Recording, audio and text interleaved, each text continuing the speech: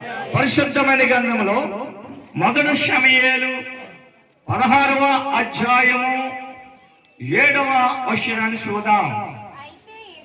అయితే యెహోవా సమూయేలుతో ఇలా సెలవిచ్చెను, అతని రూపమును అతని ఎత్తును లక్ష్య పెట్టకము. మనుషులు లక్ష్య పెట్టే వాటిని యెహోవా లక్ష్య పెట్టడు. నేను అతని తోసివేసి ఉన్నాను. మనుషులు పై రూపమును లక్ష్య పెట్టును, కానీ యెహోవా హృదయములను లక్ష్య పెట్టును. హల్లెలూయా. చేతులెత్తాలి గట్టిగా. ఈరోజు మనం ఏమనుకుంటాం? మనుషులు చూసి సంతోషిస్తూ ఉంటాం, మనుషులు చూసి ఆనందిస్తూ ఉంటాం. కానీ బైబిల్లో రాయబడ్డ మాట చూడండి. సమూయేలు ప్రవక్తతో ప్రభువు చెప్పాడు, యెషయా ఇంటికి వెళ్ళి వాళ్ళ కుటుంబంలో ఒక బిడ్డను అభిషేకించమన్నాడు. ఏ బిడ్డను అని చెప్పలేదు, వెళ్ళమన్నాడు అంతే. సమూయేలు గారి ఇంటికి వచ్చిన వెంటనే చక్కగా అతనికి కనిపించి ఉన్నారు కుమారులు. ఎత్తు ఐటు బలాన్ని చూసి ఇతను అనుకుంటుంటే దేవుడు ఏమంటున్నాడు చెప్పండి. చదివిన వాక్యము, ఎత్తు కాదు బలము కాదు, మనుషులు చూసేది నేను చూడను. మనుషులేం చూస్తాం? మనం పై రూపాన్ని చూస్తాం. కానీ నా ప్రభు ఈ రాత్రి హృదయాంతరంగాలు పరిశీలిస్తున్నాడు. హల్లెలూయా. చేతులు పైకెత్తాలి బిగ్గరముగా. ఈ రాత్రి ఒక ఉద్యమం మనలో రగలాలి, ఒక ఆత్మతో వెళ్ళాలి, ఒక అభిషేకంతో వెళ్ళాలి. ఎందుకు పిలిచాడో తెలుసా? పై రూపాన్ని చూసి కాదంట, పై రూపం కాదు, ఎత్తు చూసి కాదు, అందాన్ని చూసి కాదంట. ఇదిగో సమూయేలు వెళ్ళి అతను చూసి అనుకుంటూ ఉన్నాడు, ఇతడు కాదు. మరి ఎవడు వాడు? ఎటువంటి వాడు? ఏ గుణ లక్షణాలు కలిగిన వాడు? పరిశుద్ధమైన గ్రంథం 12వ వచనం చదువుదాం.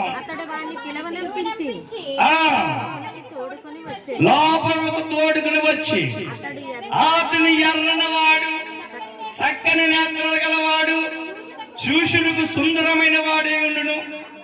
అతడు రాజునే, నేను కోరుకున్నవాడు ఇతడే. నువ్వు లేచి వారిని అభిషేకించమని యెహోవా సెలవివ్వగా సమూయేలు తన ముఖము తీసి వారి సహోదరుల ఎదుట వారికి అభిషేకం చేసిను. తప్పులు కొట్టాలి. క్వాలిటీలు ఉన్నాయి. దావీదును కోరుకోవడానికి మొట్టమొదటి క్వాలిటీ ఏంటంట? అతడికి ఎర్రనవాడు. ఏంటంట? ఎర్రనవాడు, అందగాడు. ఈ రోజు నీ అందము సందము చూడని దేవుడు, కానీ 4 క్వాలిటీలో ఏ క్వాలిటీ అని నీలో ఉందో నువ్వు పరిచయించుకోవాలి రాత్రి. చూడండి, మొదటి క్వాలిటీ ఎర్రనవాడు. రెండో క్వాలిటీ ఏంటంట? చక్కని నేత్రాలు గలవాడంట. హల్లెలూయా. అంటే చాలా శ్రేష్టమైన చూపు గలవాడు. ఏది చూడాలి, ఏది చూడకూడదు, ఏది చెయ్యాలి, ఏది చేయకూడదు చూడగల లేఖనాలు అతనికి ఉన్నాయి. మూడోదిగా అంటున్నాడు, అతడు సూర్యుడు కంట సుందరమైన వాడంట. హల్లెలూయా, హల్లెలూయా. చూడండి, అతడు లోపలికి వచ్చిన వెంటనే సమూయేలుతో పోరాడుతున్నాడు, నేను కోరుకున్నవాడు ఇతడే. సభలు కట్టాలి, గట్టిగా చెప్పాలి.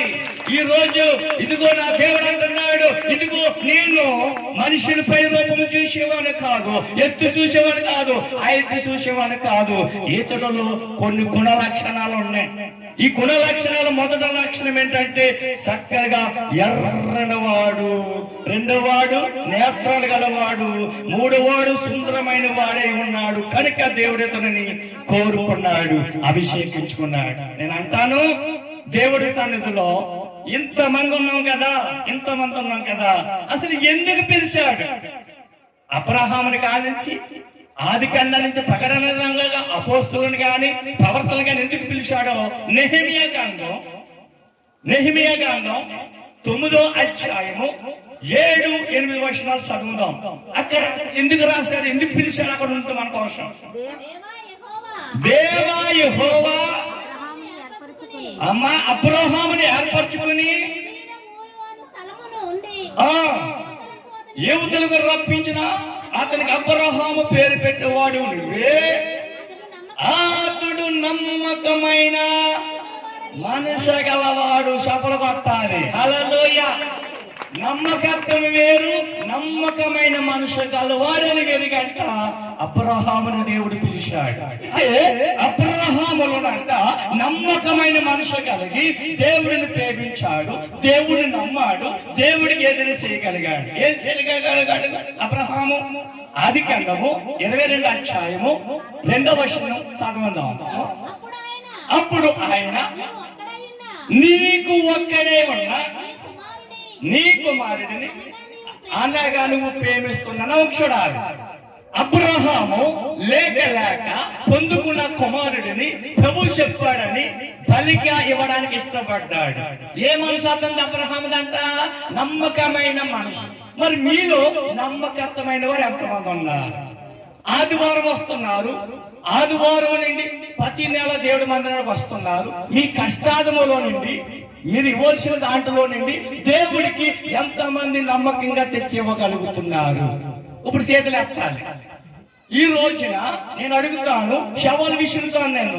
ఎందుకంటే ఒకప్పుడు పనికిరాని వాడిని నేను, పనికిరాని వాడిని నన్ను నా ప్రభు నా మనసుని ఎరిగి, నా హృదయాన్ని ఎరిగి, నా తలంపులు ఎరిగి, నా హృదయవాలోచనలు ఎరిగి నన్ను ప్రేమించి ప్రభు నాకు పనపు చెప్పాడు.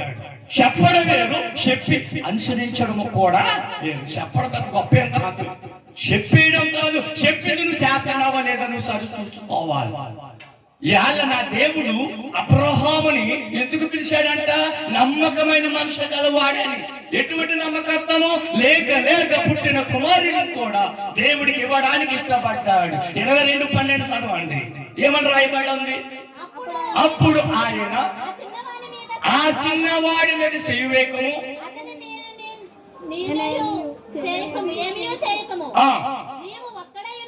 నీకు ఒక్కడే ఉన్న నీ కుమారుడిని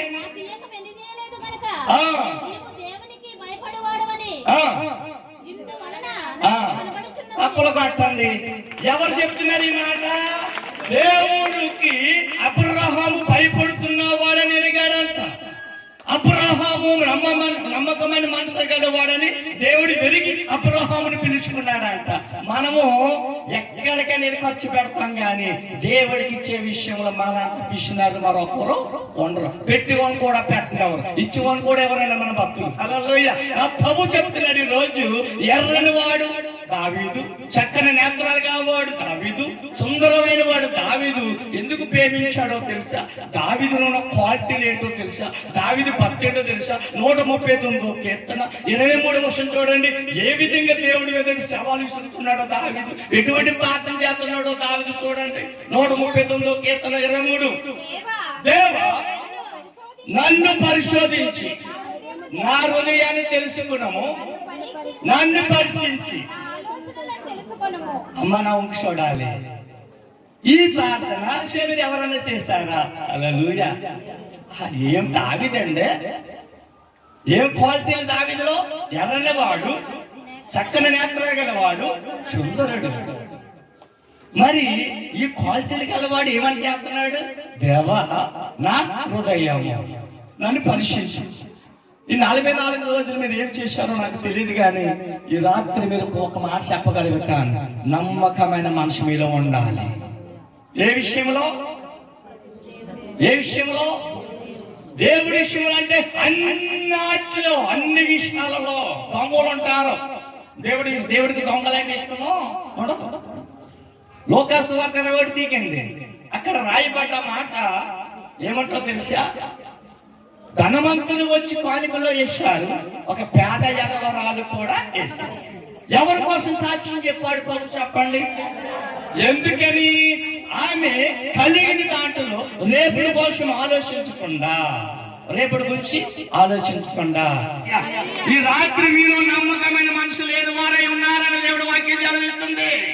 మీలో నమ్మకమైన వారు లేరు, నమ్మకమైన మనసు కలిగిన వారు లేరు. ప్రభు నమ్మకంగా మిమ్మల్ని పిలిచాడు, రక్షణ ఇచ్చాడు, రక్తం చిందించాడు, గాయం పడ్డాడు, నలగొట్టబడ్డాడు, ఎరగొట్టబడ్డాడు. నువ్వు చేసిన తప్పులు, నువ్వు చేసిన పాపాలకి మునికిరీటం పెట్టుకున్నాడు. సరియాలు తుట్టుతుట్టుల కింద నలగొట్టబడ్డా దేవుడు శిలువ దర్శనం చూచి కూడా నువ్వు నమ్మకంగా ఇంకా బతకకుండానే ఉంటున్నావని ఈ రాత్రి వర్తమాన దానితో మాట్లాడుతున్నాడు. అబ్రహాము లేక కుమారుడిని దేవుడు ఇవ్వడానికి భయపడ్డాడంట, దేవుడు కనపడ్డాడంట.